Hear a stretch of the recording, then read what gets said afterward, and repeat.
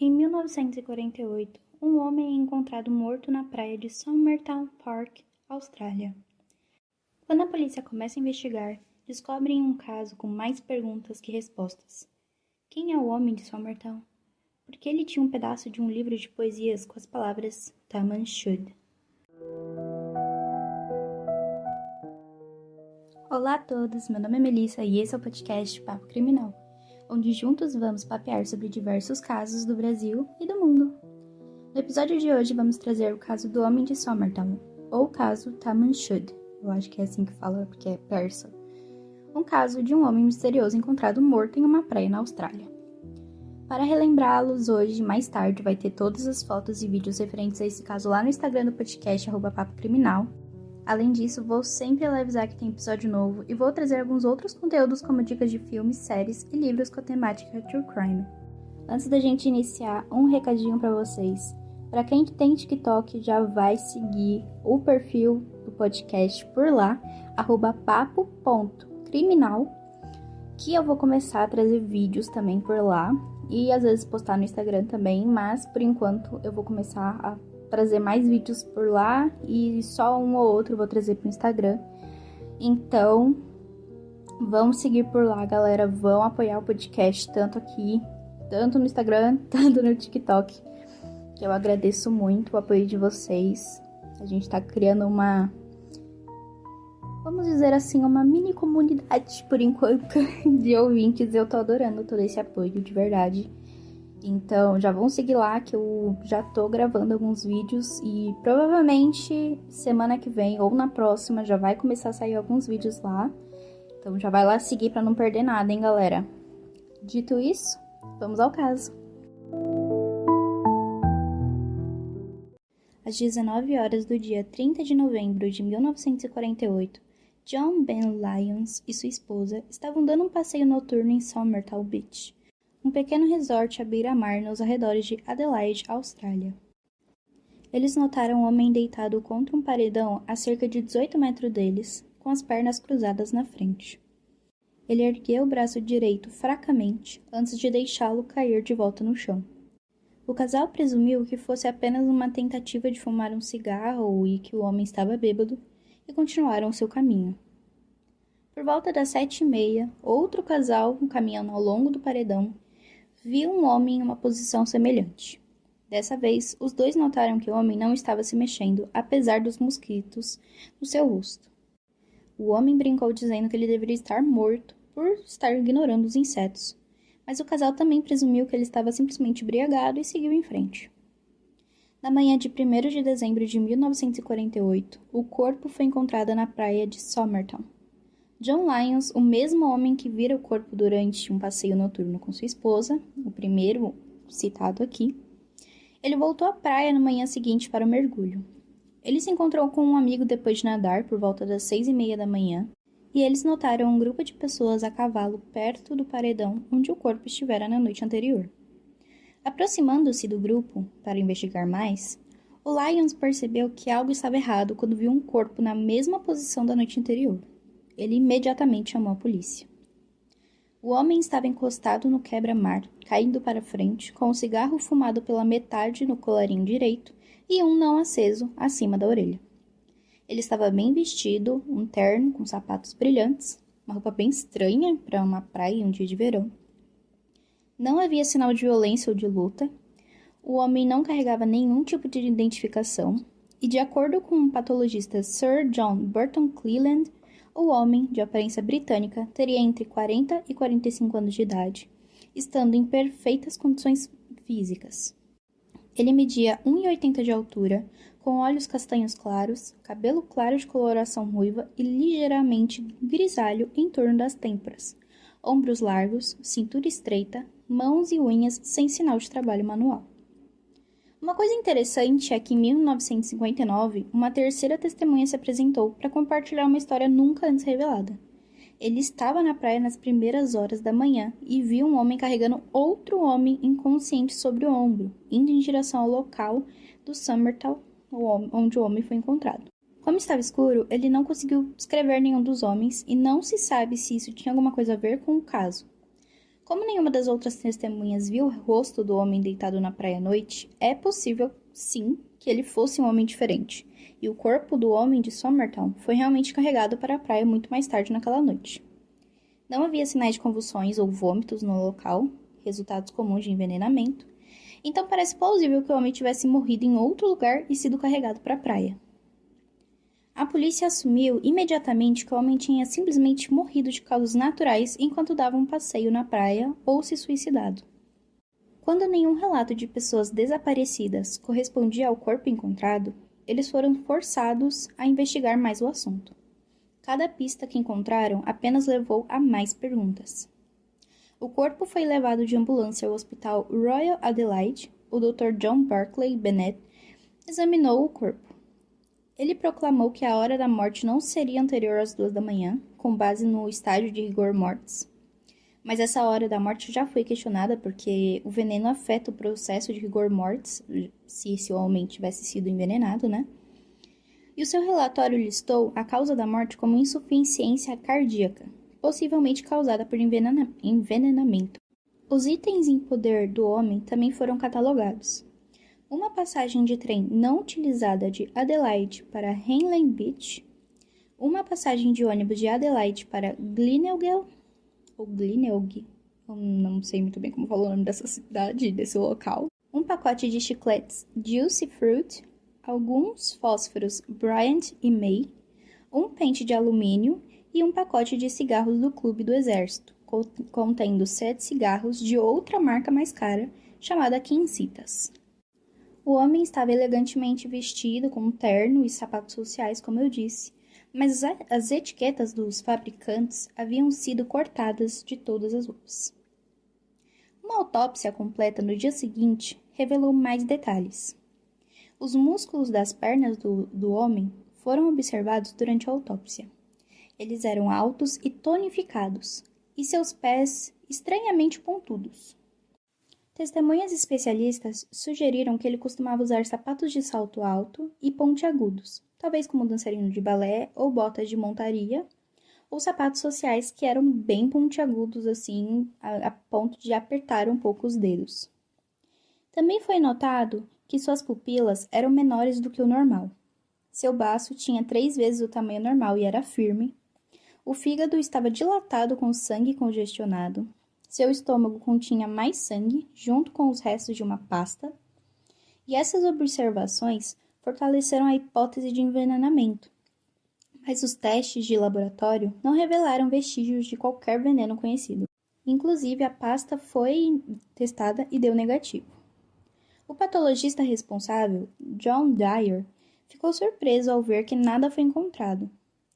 Thomas Cleland, o legista, mais tarde sugeriu que havia 2 venenos mortais que se decompunham no corpo em pouco tempo, sem deixar vestígios, o digitalis e estrofantina. Qualquer um poderia ter sido usado neste caso e decomposto antes da realização da autópsia. Estava ficando evidente que não se tratava de um simples caso de um homem morrendo de causas naturais durante as férias na praia. A polícia pegou um conjunto completo das impressões digitais do homem e as distribuiu por todo o mundo de língua inglesa, sem sucesso.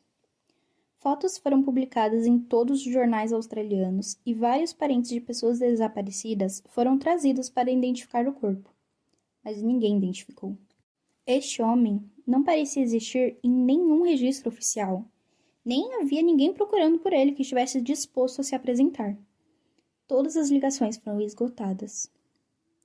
A polícia então decidiu expandir seus esforços de busca, já que ninguém que reconheceu a foto apareceu.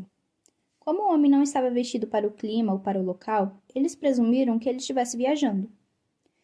Uma chamada de propriedade abandonada foi enviada a todos os hotéis, lavanderias, estações ferroviárias, rodoviárias e escritórios de perdidos na área. No dia seguinte, a polícia teve a primeira chance de descobrir a identidade desse homem. Uma mala marrom foi depositada no vestiário da estação ferroviária de Adelaide em 30 de novembro e nunca foi retirada. Agora era 12 de janeiro e a propriedade foi considerada abandonada. Como muito tempo havia passado, a equipe não se lembrava de nada sobre a pessoa que o deixara. No entanto, uma pesquisa do seu conteúdo rendeu um item promissor. Um rolo de linha Barbour de laranja rara, não encontrado na Austrália, estava entre os itens da mala.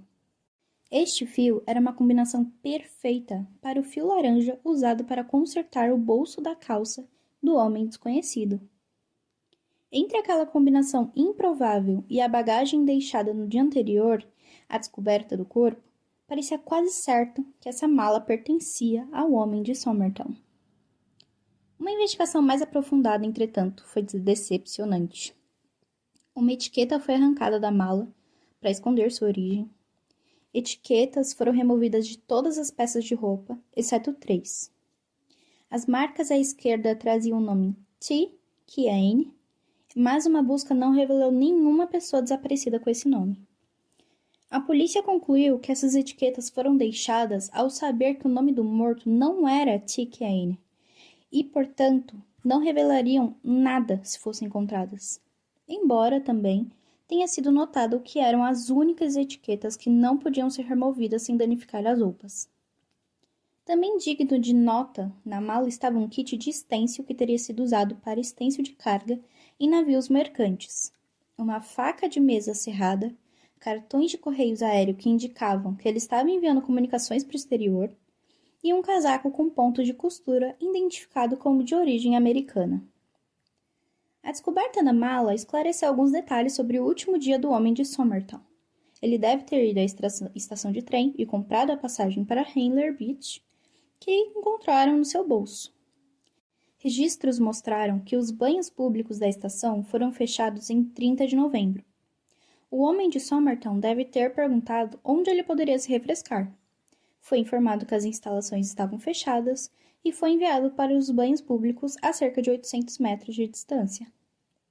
Ele se dirigiu ao banheiro para tomar banho e fazer a barba, mas a caminhada extra o fez perder o trem. Então ele decidiu pegar um ônibus em vez de esperar pelo próximo trem e comprou aquela outra passagem de ônibus para Glenelg, que também encontraram no seu bolso. Tudo isso aconteceu por volta das 11 horas da manhã do dia 30 de novembro, o que significa que agora faltavam 8 horas para ele deixar a estação de trem e ser avistado pela primeira vez na praia. O patologista investigador, o Sir John Burton Cleland, reexaminou o cadáver e fez diversas descobertas. Burton notou que os sapatos do homem estavam consideravelmente limpos e pareciam ter sido engraxados recentemente, ao contrário do estado esperado dos sapatos de um homem que aparentemente ficou vagando por Glenelg o dia inteiro. Ele acrescentou que essa evidência se encaixava na teoria de que o corpo pode ter sido levado para a praia de Somerton após a morte do homem, levando em consideração a falta de evidências de vômito e convulsões, os 2 efeitos principais de envenenamento. Cleland descobriu também um pequeno bolso costurado no cós das calças do homem antes despercebido, provavelmente destinado a conter um relógio de bolso. O bolso continha um pedaço de papel enrolado com força. Escritas no papel, em uma fonte elaborada, estavam as palavras Tamanshud. Oficiais da biblioteca pública foram convocados para traduzir a nota, identificando-a como uma frase de significado fim ou terminado, encontrada na última página da coleção de poemas Rubaiyat, de Omar Khayyam. Esse livro tornou-se bastante popular na Austrália durante a guerra, especialmente uma tradução de Edward Fitzgerald. Esta descoberta causou um grande alvoroço. O homem cometeu suicídio? Este pedaço de papel escondido foi uma mensagem final antes de tirar sua própria vida? A polícia começou a procurar bibliotecas e livrarias em busca de um exemplar do Rubaiyat, com a mesma composição impressa vista no pedaço de papel. Nada apareceu.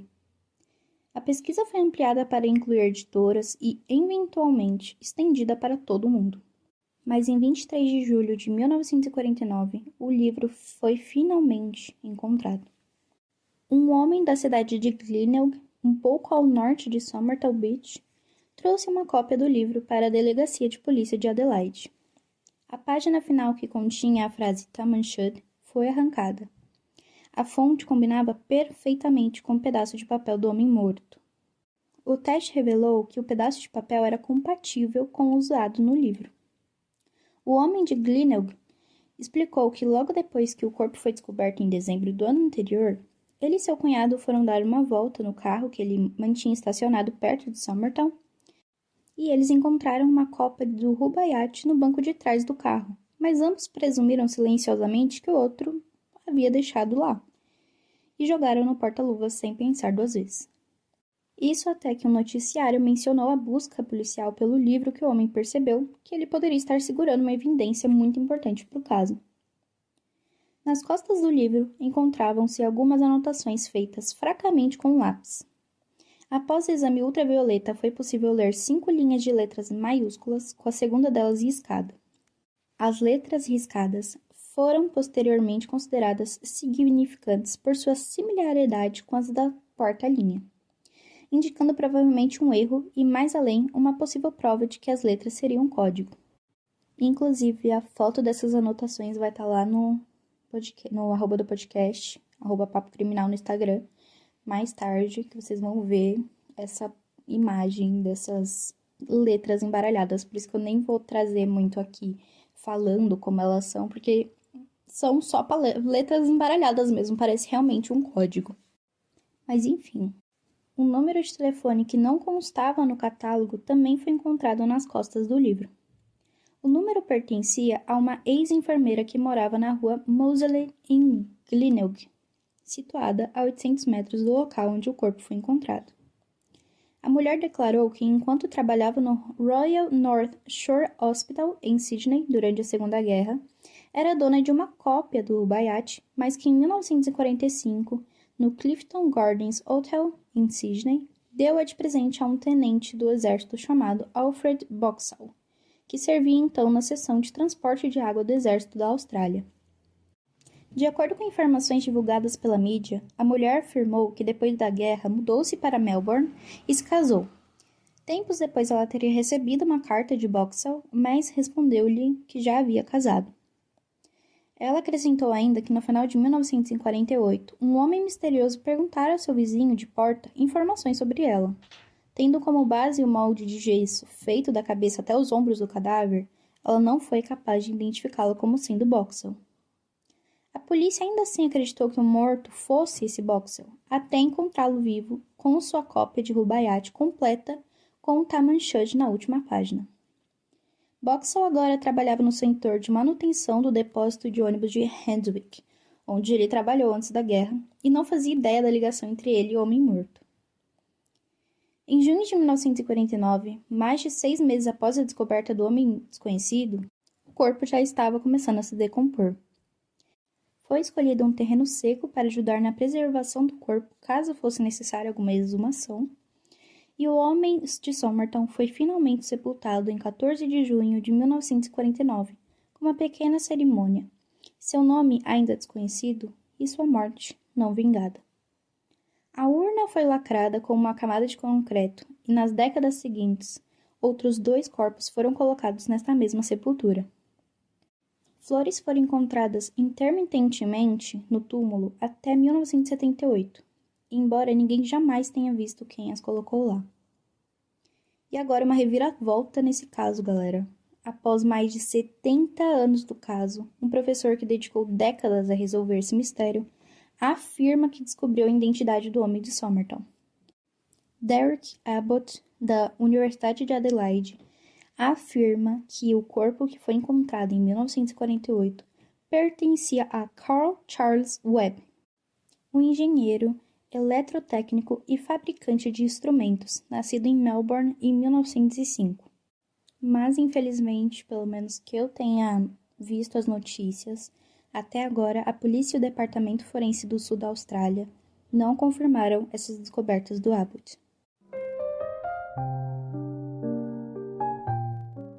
E é isso, pessoal. Eu fico muito triste, assim, que ainda não foi confirmado, né, pela polícia, se realmente quem eles descobriram que é esse homem, realmente é esse homem.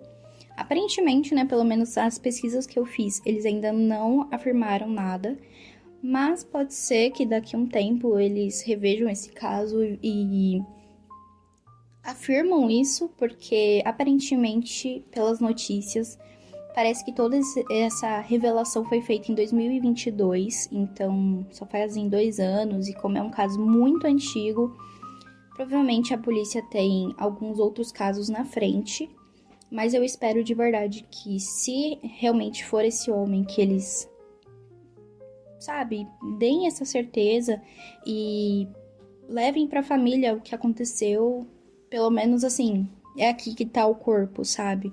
Mesmo que eles não saibam exatamente como, nem porquê, pelo menos eles vão ter um lugar pra visitar, sabe? Mas enfim, eu tô esperando vocês lá no @papo criminal no Instagram pra gente falar desse caso. E também, de novo, galera, não esqueçam, sigam o perfil @papo.criminal lá no TikTok também, que vai começar a ter vídeo, galera. Tá? Tô prometendo, hein? Vai começar a ter vídeo de casos. E eu vou começar a levar pra lá os casos que normalmente são mais curtos, que não daria um episódio realmente do podcast. Então eu vou começar a trazer em forma de vídeo pra vocês, pra ter... Vocês vão cansar de ouvir minha voz, galera. Mas é isso. Eu espero que vocês tenham gostado e até a próxima. Para esse episódio, eu usei fontes como Wikipedia, CNN, Globo.com e um artigo publicado no site da Universidade de Adelaide, na Austrália.